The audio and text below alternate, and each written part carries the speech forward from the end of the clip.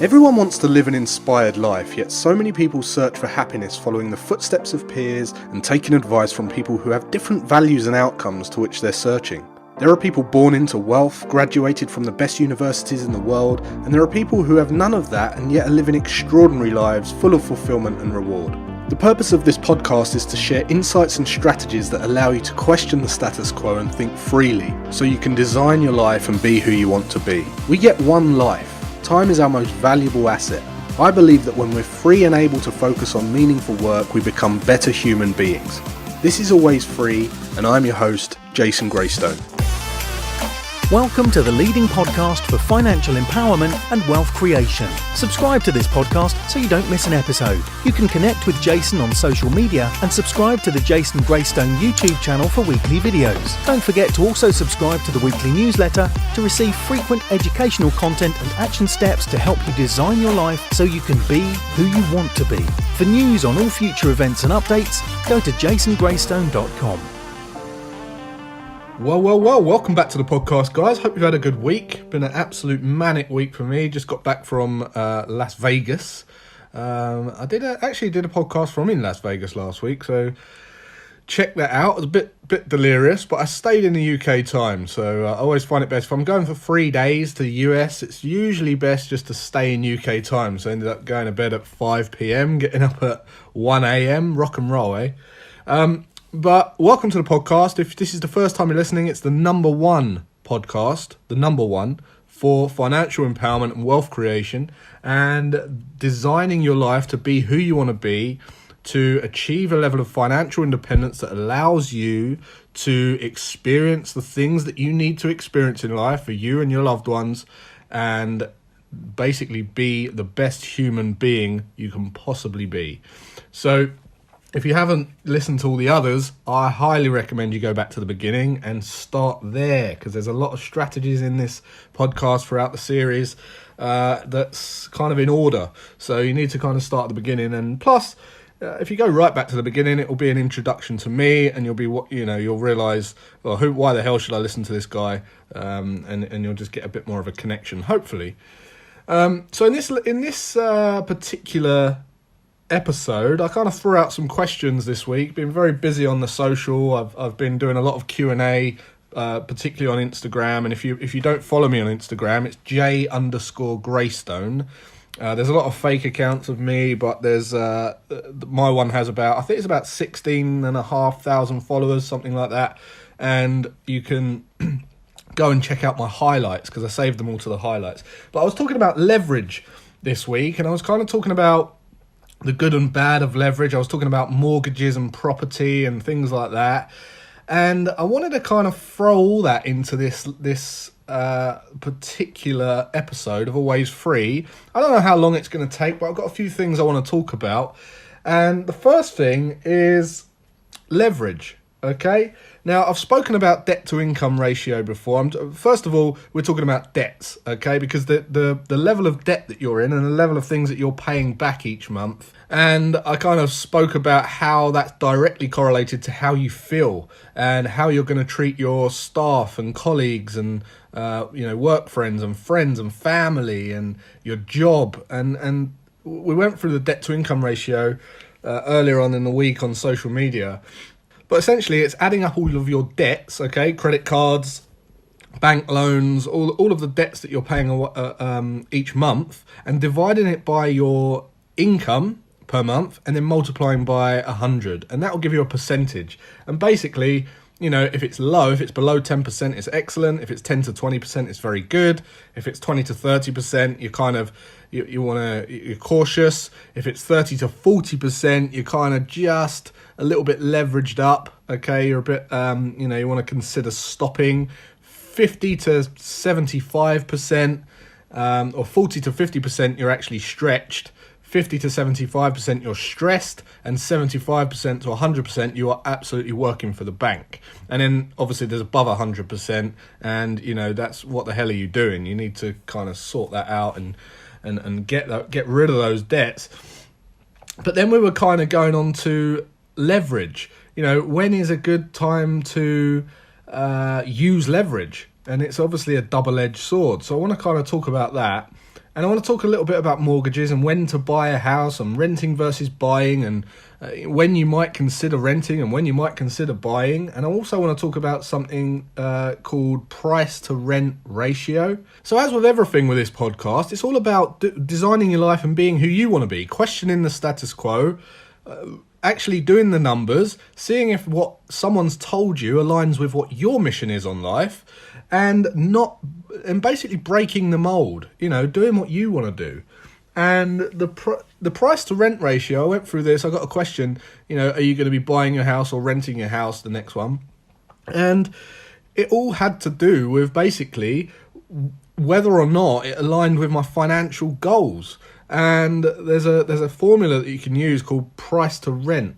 And essentially what you do is you weigh up the cost of the house, okay, and you divide that by the annual rental cost. So you do the house price divided by the annual rental cost of a house of that same, the same size house. So if you're looking at a £500,000 house and you find the rent is 25 grand, you do 500 divided by 25, and you'll get a percentage again, okay, and basically if that answer to that question is below 15.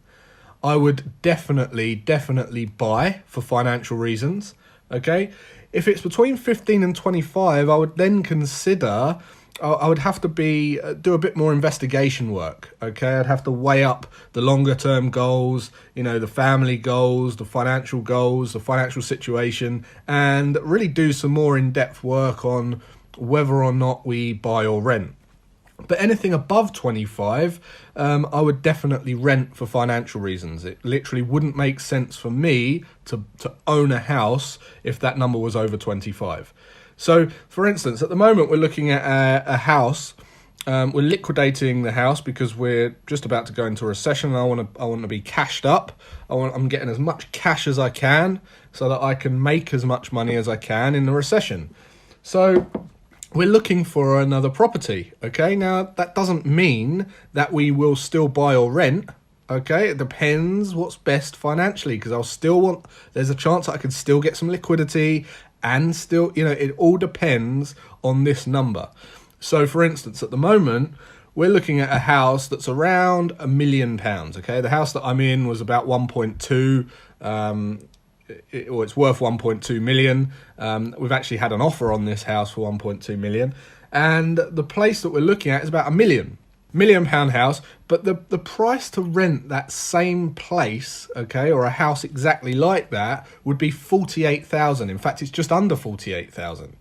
Okay, so when you do $1 million divided by 48,000, you get 20, which puts us bang in the middle of that formula of 15 to 25. So I'm in the process of doing a bit more investigation work, seeing how I can kind of shift investments and do other things. And we're just basically going to weigh it up.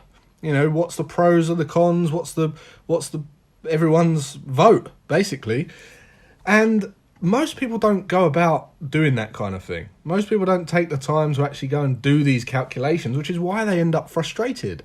And they seem to think that buying a house is the only way to live in a property, but it isn't. Listen, you're here for a long time. It might make sense to just rent part-time, just rent for a couple of years. It might make sense to rent for 5, 6 years, 10 years. It might make sense to buy and then sell and then rent. You just need to know what the objectives are, what your mission is, and just make decisions that align with your mission.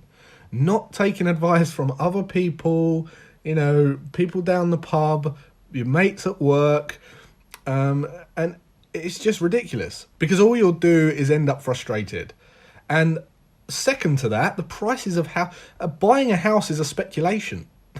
Buying a house is a pure speculation. If you think it's a safe passive investment, it's not. You've still got to sell the thing. There's a lot of stress with that. There's a lot of repairs and costs that go into it that people seem to just brush under the carpet. And the price that you pay for a house, look, for me, for instance, £1.2 million house, the house that we're looking at is better than the house I'm in, and it's less. So you need to, Warren Buffett's very famous for saying, one of his rules for investing, he says that the price is what you pay and the value is what you get. Okay, and you need to understand that they're two very, very different things, because the price of anything, okay, even in stock market, even in economics, in house prices, the price is just what you pay. It's nothing to do with the value you get. The price is dictated by the market, okay? The emotions, the fear, the greed, the bubbles, okay? The prices of anything is just inflated or deflated, and when you buy something, it doesn't necessarily mean that it's valued correctly. It could be undervalued or overvalued. And that's where the price to rent ratio comes in, because it's a good way of quickly assessing whether you're paying an undervalued or inflated price. So you need to understand the difference between those two, and it's exactly the same in the property market. It's no different. So at any one time, you're not necessarily buying a good deal. It does, even if you do value buying, okay, it makes ridiculous sense to actually buy at that time because the prices are so overinflated. People do that all the time. People do that all the time. And I've spoken about this before. If you've looked at the video on YouTube, renting versus buying, just type into YouTube, buying versus renting, or buying or renting by Jason Greystone. And I did an investigation on this. I literally went down the high street, asked people. I went into the most reputable estate agents here in East Grinstead. I went into Barclays Bank. I got all the figures. I came home. I crunched the numbers, and I'll go through a little bit of that in this episode. But I've basically spoken about it, many times before, and I've also spoken about using real estate investment trusts. You can actually go and own property without owning physical bricks and mortar. So if you're that attached to being in the market, in the property market, but you don't want to buy bricks, then you can go and buy real estate investment trusts. Using real estate investment trusts basically allow you to get into the property market without having a mortgage or a loan or having to deal with any tenants or anything like that. And they give similar returns, if not even better. But you have to understand there's different ways to be in the property market, okay? And there's going to be dead money in all of them. There's dead money in all of them. I think I worked out that the average house price around here was about 452 grand, okay? And we did some calculations. And by the way, any mortgage will charge you basically double the house price. If you look at your mortgage statement now, it will say total repayments. Let's just say you've got a 30-year mortgage. It will say total mortgage repayment, something 360 payments, something like that, over 30 years, and you'll be paying almost double what the house costs. So that will probably, make your jaw hit the floor. But essentially, a 4.9%, 5% mortgage, you're going to be paying a lot of interest first. And the way that when we're going back to leverage, I got asked the question, what do you think about leverage in Forex, and what do you think about leverage? And I just said, a house is speculation, It's no different from the mortgage lenders giving you a mortgage. That's leverage. They're giving you basically, if you've got a 25 grand deposit and they're giving you a 500 grand mortgage, well, they're giving you leverage of 20 to 1 almost, okay? And the reason they want to do that is because that's their product. So the way that they win is by getting you to buy the house, because once you've bought the house, they know that you're going to probably move every 7 to 8 years, because that's the trend. People get itchy feet every 7 to 8 years. They move house. So they set up the repayment schedule, the amortization schedule, so that you're paying all of the interest, pure interest, and very little principal for 7 to 8 years, and then it starts to pay off more of the principal and less interest. So they're not stupid, and then they know that you're going to do that, and then you're going to sell up, go and do it all again, start a new mortgage, new 30 years, new blah blah blah blah blah, and you're going to be doing this forever. And the only people that win is the banks. So of course they give you leverage, and it's the same with Forex, same with all the rest of it. But when we did this kind of example, we worked out that you're going to be paying back probably double what the house is worth. We worked out that there's dead ways to be in the property market, dead money. Okay, you're going to have dead money in all ways. If you went and forked out, 450 grand on a house, say cash, let's just say you paid for it cash, which in my opinion is the most stupid thing you can do unless you're an absolute billionaire. And it represents 1% of your entire liquidity. you're going to have some losses because you've dumped a load of cash into a house, which you're now sacrificing passive income from investment returns. So I think I worked it out to be about $3,500 or 3,700 per month in lost income if you was to buy a house in cash of 450 grand. And then also, if you was going to go and get a mortgage, you'd be paying around 2.5 grand per month, and most of that is interest, and very little amount of it is capital, about 500 principal, and then if you was to go and rent a house, it would cost about 1,300 per month. So actually renting was the cheapest way to go and do that. But then there's real estate investment trusts. So if you feel like you wanted to be in the market and you didn't necessarily want to buy bricks and didn't really care about buying bricks, well, real estate investment trusts, they're far more diversified, they're far more secure, they're far more liquid. You can get your money back in 2 seconds, 2 clicks of a button, 2 days maximum, you'll have your money in your account. You just click the button, you sell, 2 days, it's in your account. And you can also use pound cost averaging or dollar cost averaging, as I've been over before.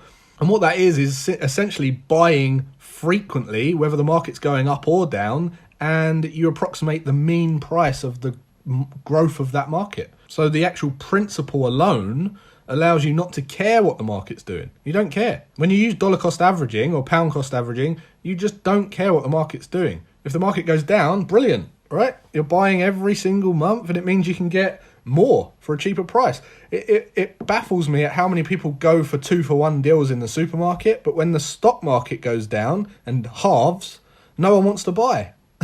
That's a 2-for-1 deal, right? I want to buy as many as I can. I want to bulk up. I want to buy in bulk. And it's the same with real estate investment trusts. And the other thing is, when you invest that way, it's absolutely stress-free. Okay, you're not trying to pick the right time to enter. You're not concerned about a crash coming. You're just continuously buying and buying and buying and accumulating more and more and more of the market. And you don't care if it's going up or down. And the entire investment's liquid. Okay, there's no worry about mortgages or loans or debts or interest rates. And you get a dividend every quarter. To me, that's proper leveraged income. And this was the discussion we had this week. Some people were saying, they were trying to say that basically they don't need to worry because when they get a mortgage, they only need to put down 20%. But the question is, what do you use leverage for? Everyone thinks they've got to use leverage. They want to use leverage, but no one really asks why. And no one really sees buying a house as being a speculation. So if you do see it as a speculation, when you think about leverage, people want to use leverage to get rich quick. Most people want to use leverage to get rich quick. Now, I use leverage, okay, but for the right reasons. Most people want to use leverage in the first place to get a quick return, okay? They want to buy something, hope that it's going to go up, and then sell it. That's what they're doing.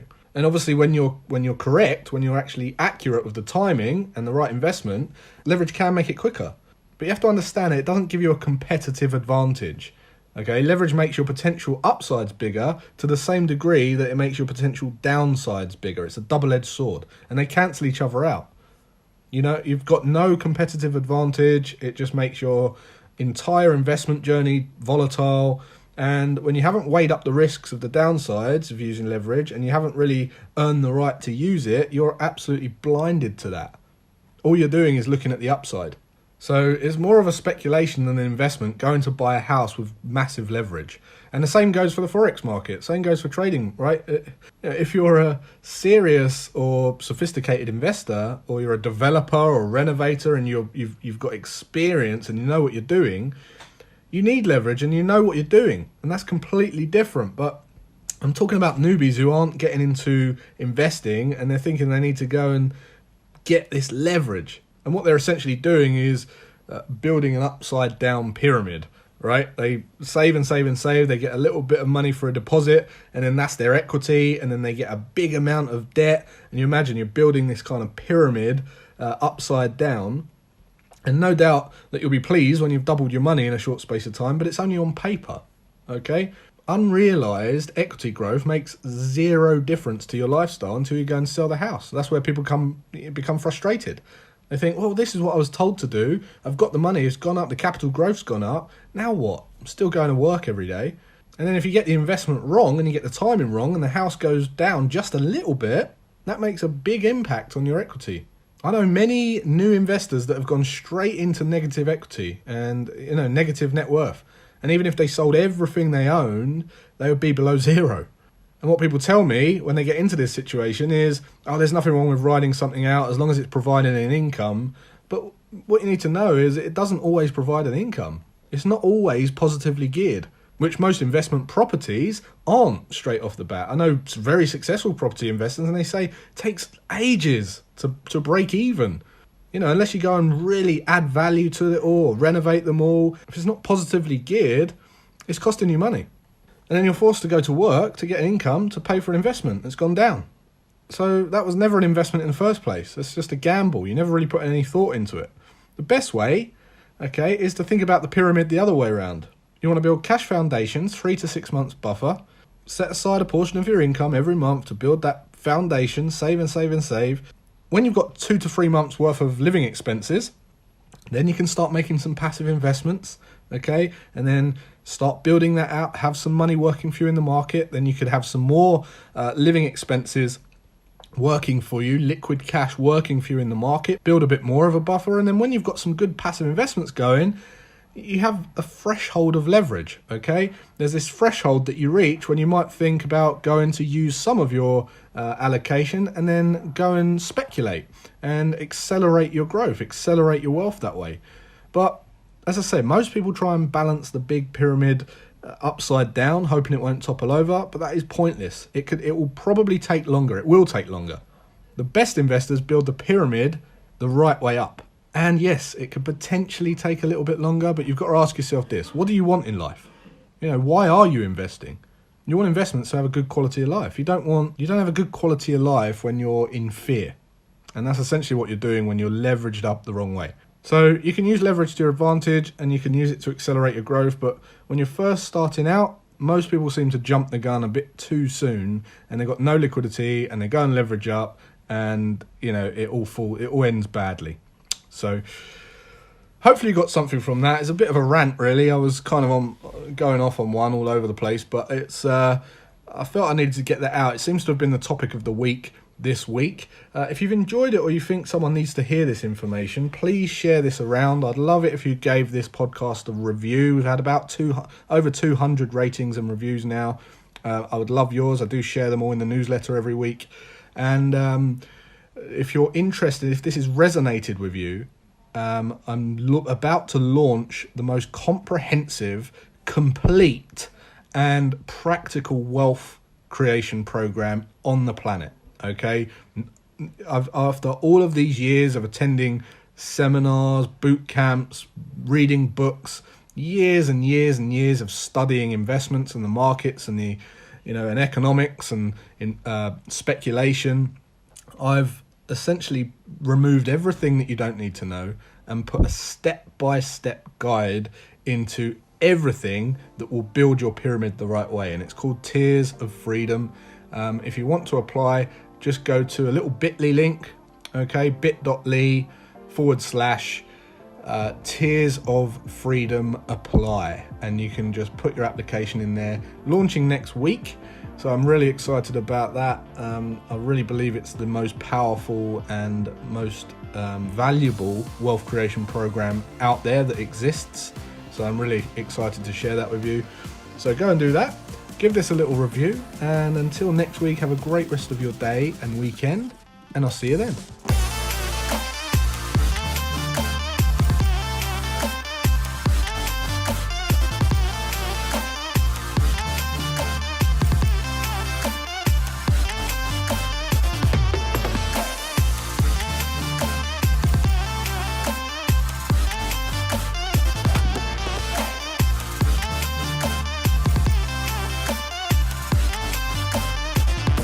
Subscribe to this podcast so you don't miss an episode. For news on all future events and updates, go to jasongreystone.com.